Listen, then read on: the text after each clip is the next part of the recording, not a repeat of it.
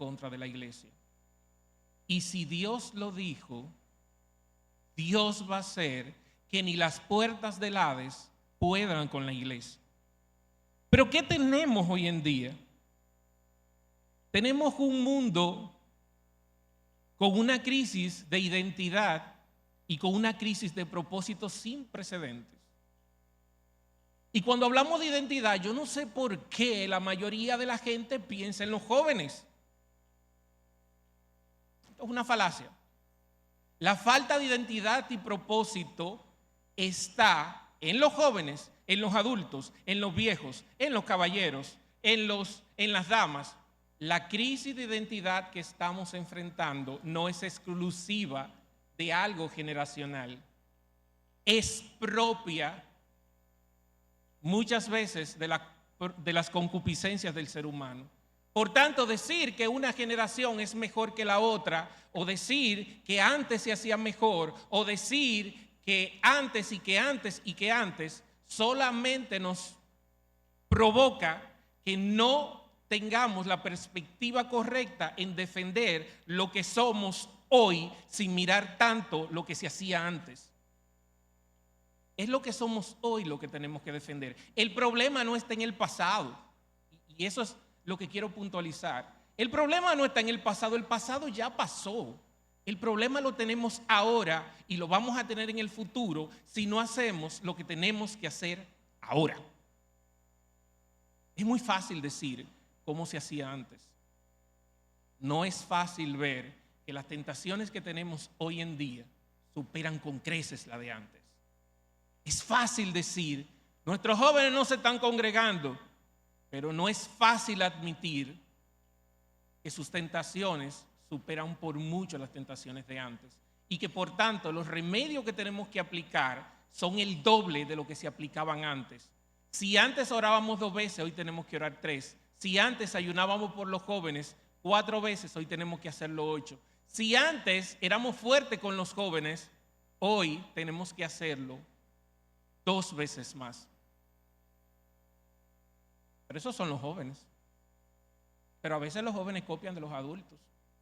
Los niños copian de lo que ven haciendo a sus padres. Entonces no podemos decir únicamente son los jóvenes, o es aquel, o es este. La acusación no puede ser una doctrina en nuestras iglesias. Lo que debe ser doctrina es la recuperación, la edificación, el decirte ven, que en el mundo no hay nada que buscar.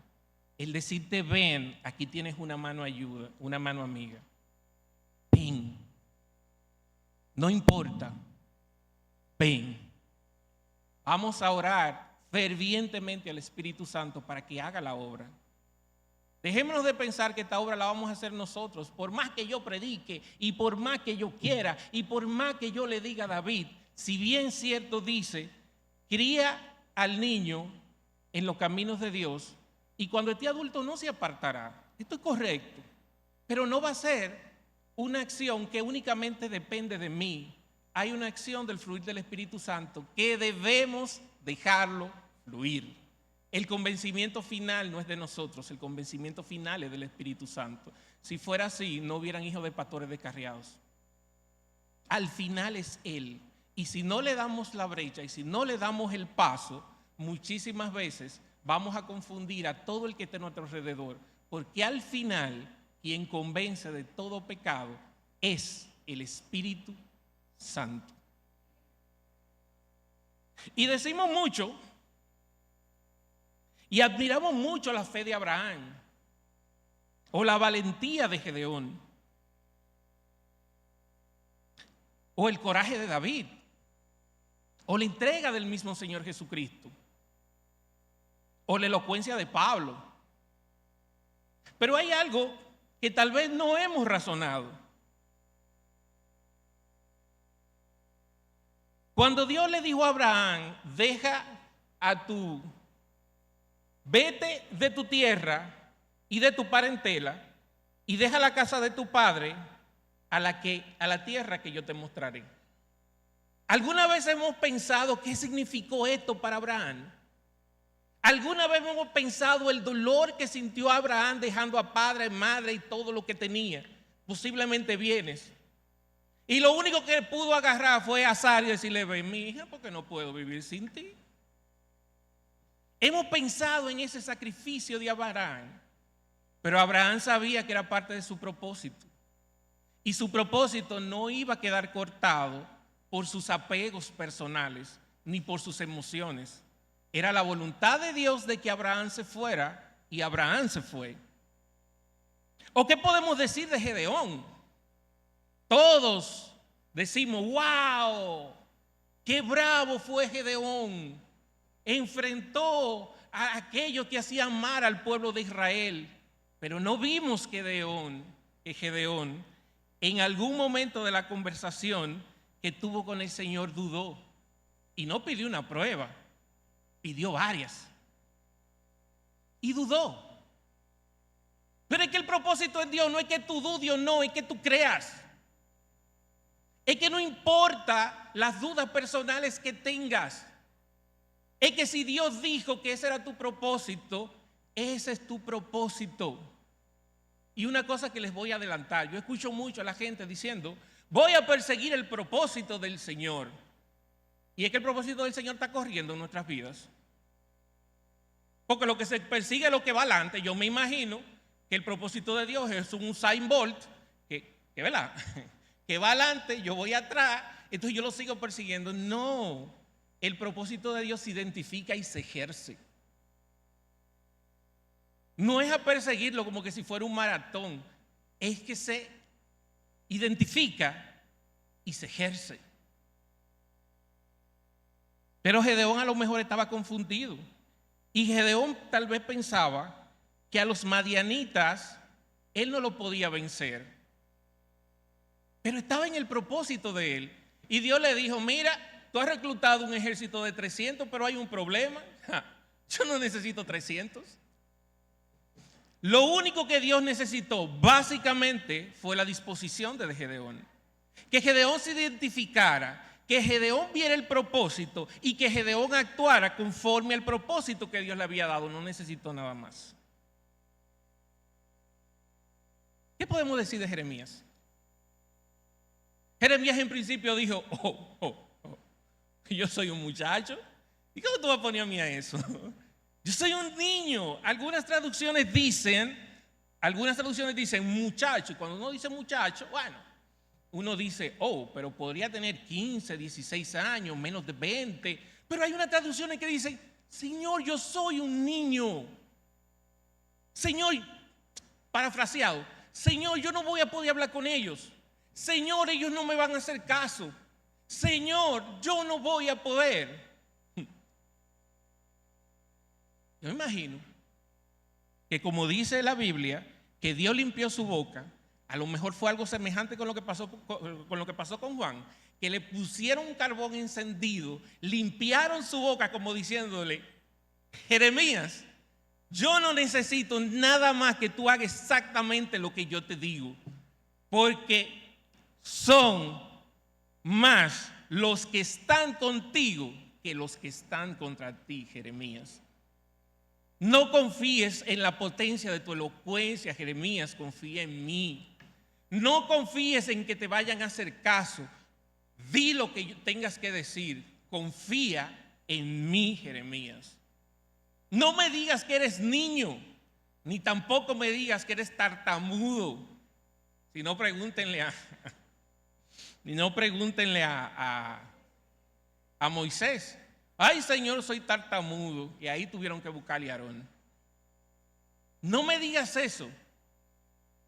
No me lo digas, porque en definitiva, si yo te envío, yo te respaldo, dice el Señor. ¿Y qué podemos decir de David? David sí es bueno el asunto. 10,000 hermanos. Y David el último, allá, atrás, en la fila. Papá no se acordaba de él. Y el mismo profeta diciendo: pero este es alto y fuerte, parece que va al gimnasio, parece que está en marfil, es un gym rat. Este es el rey que necesita Israel. Y Dios, no. Ok, pero mira este. poquito menos fornido, pero igual de viril, igual... No.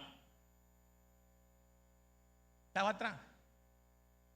Y aún de atrás, Dios lo ponía delante y le dice, hey, tú eres el rey. Pero no era el reinado lo que Dios buscaba. El propósito de Dios no necesariamente era convertirlo en ser rey por ser rey. El propósito de Dios era que David hiciera lo que hizo siendo rey. Derribó altares. Le propuso al Señor, vamos a construirte un templo donde tú puedas morar. Fue el único rey que se quitó la vestidura y le dijo a Mical, a mí no me importa y yo me haré más vil por causa de Jehová. Ese era el ejemplo que Dios quería. Ese era el propósito que Dios buscaba. ¿Qué podemos decir de Pablo? Perseguidor de los cristianos. Lo de Pablo es tan fuerte que tuvieron que cambiarle hasta el nombre. Perseguidor de los cristianos. Mataba a los cristianos. No le importaba. Él tenía un propósito que no era de Dios.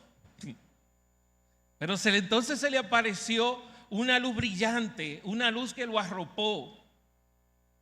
Y le dijo, ven acá, varón, ¿por qué me persigues?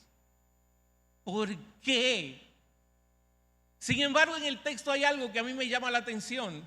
Inmediatamente a Pablo lo cubre la luz, él responde a la voz, llamándole Señor. Entonces Pablo sabía ya a quién le hablaba. Pablo sabía que su propósito iba a ser cambiado. Pablo sabía que de asesino se convertiría en un pastor defensor de ovejas. Y Pablo siguió ese propósito.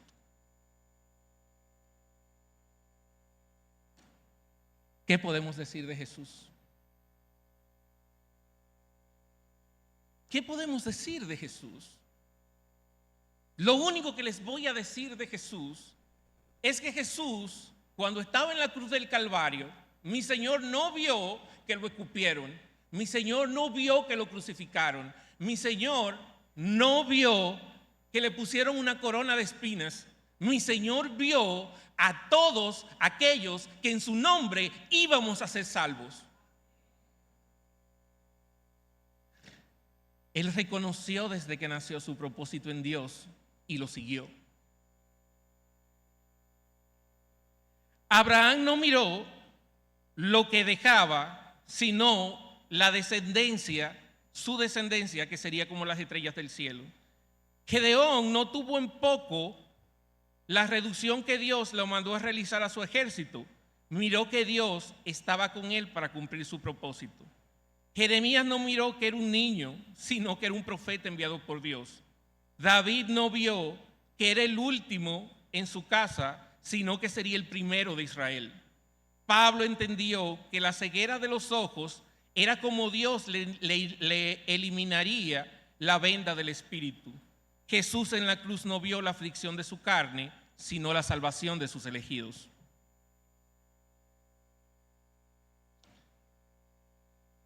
Pero ¿qué podemos decir del propósito que cada uno de nosotros tenemos? Miren, hermanos, cuando las sociedades y los individuos no tienen identidad ni propósito en Dios, la única alternativa posible es el desvío.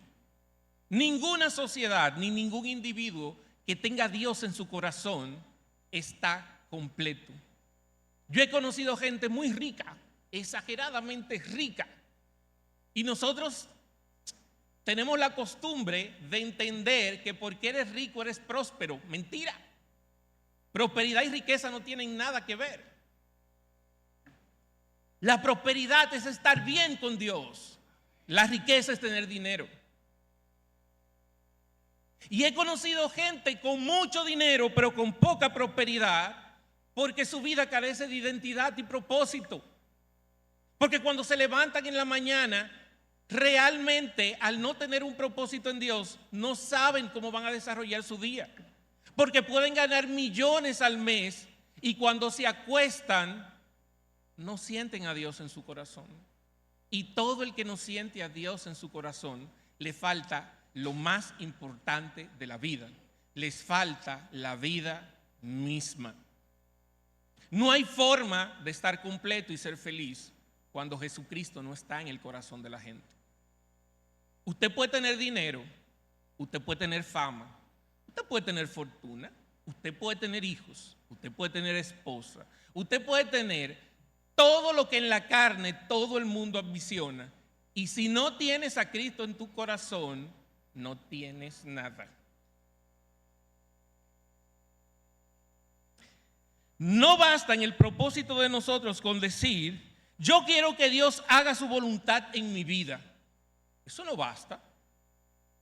Vamos a cambiar esa frase por decir, yo buscaré activamente hacer la voluntad de Dios. Si nosotros nos quedamos en yo quiero que Dios haga su voluntad en mi vida, a mí se me asemeja como que nos vamos a sentar a ver qué Dios va a hacer. Hay una parte que del ser humano, yo quiero hacer activamente lo que Dios quiere para mi vida. Olvidemos de nuestros deseos. Dijo Pablo, no lo digo yo, lo dijo Pablo, ahora vive Cristo en mí. Ahora no vivo yo, sino vive Cristo en mí. Si queremos identidad y propósito, vamos a tener que olvidarnos de muchas de las cosas que nos gustan. Vamos a tener que olvidarnos de muchas de las cosas que nos atraen. Vamos a tener que hacer un sacrificio de vivo. Vamos a tener que hacer un sacrificio interior y tener que tributar todo aquello que estorbe el propósito de Dios. No hay forma, hermanos. No hay forma de embarcarse en un propósito de Dios y que Dios te deje igual que como empezaste. Imposible. Si no a Saulo le hubieran dejado el nombre. Si no a Abraham le hubieran dejado el nombre. No hay forma de que nos embarquemos en un propósito de Dios sin que Dios no nos cambie y sin que Dios no nos pida sacrificio de nuestra vida personal. Y por eso yo soy muy cuidadoso con esto. A veces hay gente que Dios le pide algo a usted, y nosotros lo convertimos en doctrinas. No te lo pidió a ti, porque es parte de tu propósito, porque eso estorbaba tu propósito. Te lo pidió a ti. Cumple tú y olvídate del mundo. Vamos a tener que olvidarnos de muchas de las cosas que nos gustan, que nos agradan a causa del propósito. Pero hay algo que a mí me encanta. Cuando uno se somete al propósito de Dios, todas esas ansias poco a poco se van calmando. Poco a poco el accionar del Espíritu Santo va trabajando. Aquello que te gustaba mucho, deja de gustarte tanto. Y aquello que te hacía la guerra, como que aquellos soldados empiezan a bajar, porque Dios transforma, pero Dios transforma con convencimiento de espíritu. No por siempre usted va a estar peleando con sus propios deseos. Empiece peleando y déjele la batalla a Dios, que Él lo hará. Pero lo primero que necesita Dios es la disposición del ser humano. Fíjense que cuando Cristo iba a hacer un milagro, preguntabas, ¿tienes fe? ¿Tú tienes fe? Es como quien dice, ¿tú crees que yo lo puedo hacer? Él no necesitaba esto, pero Él te lo preguntaba a ti para convencerte a ti mismo de lo que te hacía falta.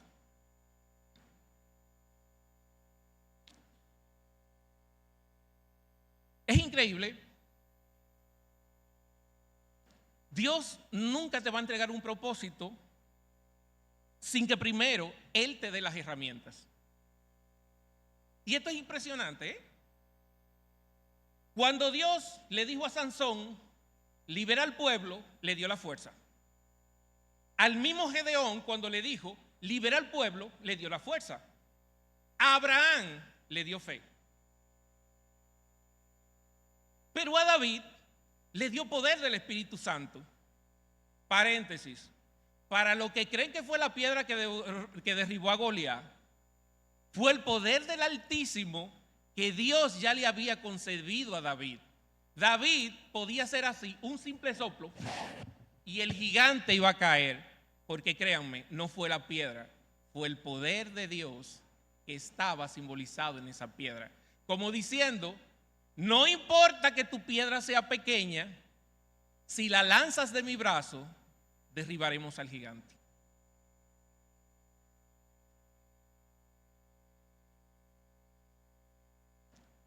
Confía.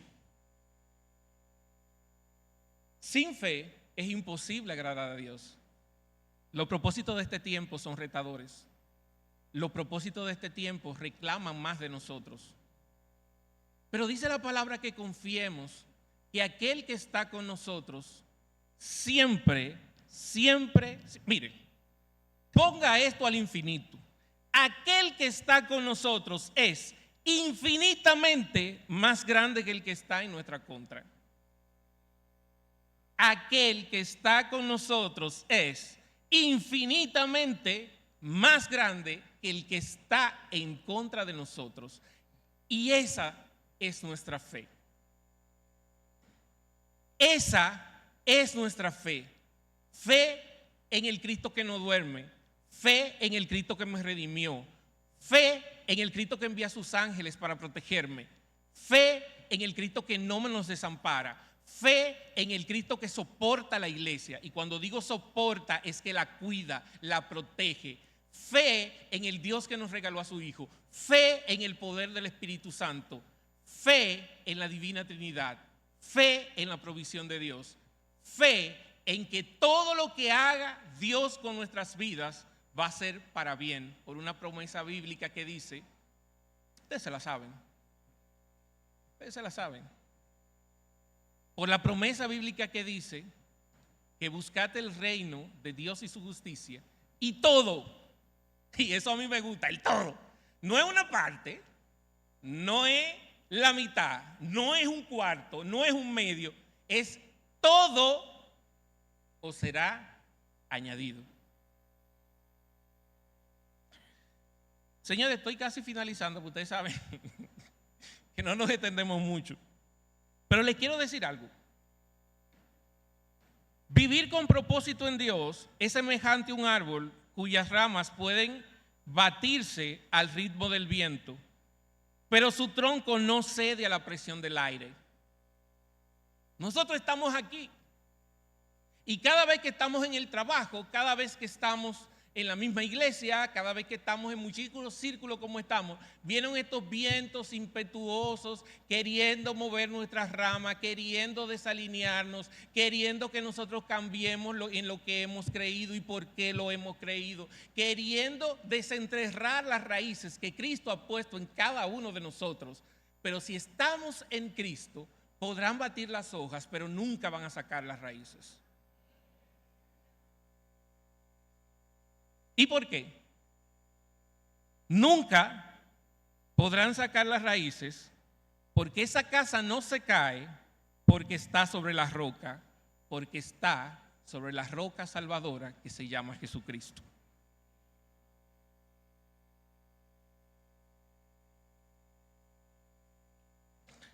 Mientras más nos sujetamos al propósito de Dios, más libres estaremos del mundo.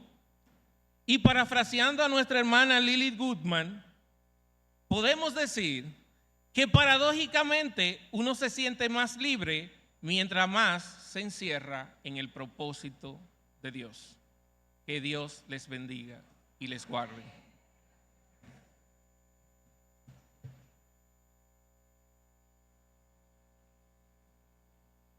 Dios continúe bendiciendo al hermano Wilcon Luciano y lo continúe